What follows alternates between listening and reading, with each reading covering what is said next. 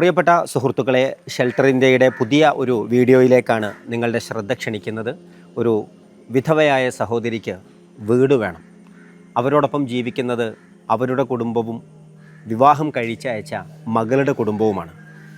അവരെ സംബന്ധിച്ചിടത്തോളം ഒരു വീട് എന്നത് ഒരു സ്വപ്നമാണ്. കാരണം അവർക്കുണ്ടായിരുന്ന വീട് സാമ്പത്തിക പരാധീനത അധികമായ ഒരു ഘട്ടത്തിൽ അവർക്ക് വിൽക്കേണ്ടി വന്നു. പുതിയൊരു വീട് എന്നുള്ളത് ഒരിക്കലും അത് ഉണ്ടാക്കാൻ കഴിയാത്തൊരു സാഹചര്യത്തിലാണ്. അനന്തരമായി കിട്ടിയ ഒരു ചെറിയ മണ്ണ് കട്ട കൊണ്ട് ഉണ്ടാക്കിയിട്ടുള്ളൊരു വീട് മാത്രമാണ് അവർക്കുള്ളത്. അതെപ്പോഴും പൊളിഞ്ഞു വീഴാറായ ഒരവസ്ഥയിലാണ്. അതുകൊണ്ട് തന്നെ വാടകയ്ക്ക് മറ്റൊരിടത്താണ് അവർ താമസിച്ചുകൊണ്ടിരിക്കുന്നത്. നമ്മളൊക്കെ എവിടെയാണ് താമസിക്കുന്നത്? നമ്മൾ കിടന്നുറങ്ങുന്ന ഇടം ഒരു കാറ്റടിച്ചാൽ അത് പൊളിഞ്ഞു വീഴുമെന്ന് നമുക്ക് തോന്നിയാൽ പിന്നെ എവിടെയാണ് സമാധാനത്തോടെ ഉറങ്ങാൻ കഴിയുക? നമ്മൾ അങ്ങനെയൊന്നും പരീക്ഷിക്കപ്പെട്ടിട്ടില്ല. പരീക്ഷിക്കപ്പെട്ട മനുഷ്യരെ ചേർത്തു പിടിക്കലാണ് നമ്മുടെ ദൗത്യം. അത് ഈ ജീവിതത്തിൽ നിർവഹിക്കേണ്ടതാണ്. മാത്രമല്ല, മകളുടെ കുട്ടിയെ സംബന്ധിച്ചിടത്തോളം വളരെ ഗുരുതരമായ ഒരു രോഗം ബാധിക്കുകയും ഒരു കുട്ടി മരണപ്പെടുകയും ഒക്കെ ചെയ്തിട്ടുണ്ട്. അതുകൊണ്ട് തന്നെ ആ കുട്ടിയുടെ ചികിത്സയുമായി മകളുടെ ഭർത്താവ് എന്നും അതിൻ്റെ നെട്ടോട്ടത്തിലാണ്.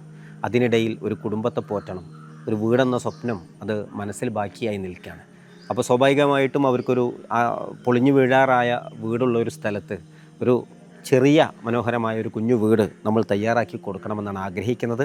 8,50,000 രൂപയാണ് നാം അതിന് കണക്കാക്കിയിട്ടുള്ളത്. ഓരോരുത്തരും ഈ രംഗത്ത് ശ്രദ്ധിക്കണമെന്ന് ഓർമ്മപ്പെടുത്തണം. മക്കളുടെ കാര്യത്തിൽ ഇപ്പോൾ സൈറ്റോപീനിയ എന്ന് പറയുന്ന ഒരു രോഗമാണ് ആ കുട്ടിക്ക് ബാധിച്ചത് എന്നാണ് ഡോക്ടേഴ്സ് അറിയിച്ചിട്ടുള്ളത്. അത് ഗുരുതരമായ ഒരു രോഗമാണ്.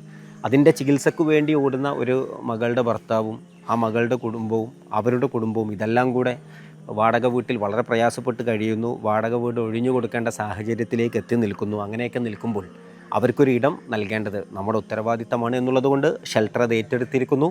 നിങ്ങളെ എല്ലാവരെയും കണ്ടുകൊണ്ടാണ് അത് ഏറ്റെടുത്തിരിക്കുന്നത്. നിങ്ങളെല്ലാവരും നിങ്ങളാൽ കഴിയുന്ന എന്തെങ്കിലും ഒന്ന് ഇതിലേക്ക് നൽകണം.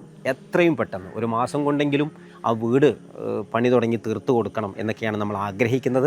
അത്രയും ഉത്തരവാദിത്ത ബോധത്തോടെ നിർവഹിക്കേണ്ട ഒരു ഘട്ടമായതുകൊണ്ടാണ് ഈ രൂപത്തിൽ സംസാരിക്കുന്നത്. എല്ലാവരും ഇതിനെ അർഹമായ പരിഗണന നൽകണമെന്ന് സ്നേഹത്തോടു കൂടെ അഭ്യർത്ഥിക്കുകയാണ്.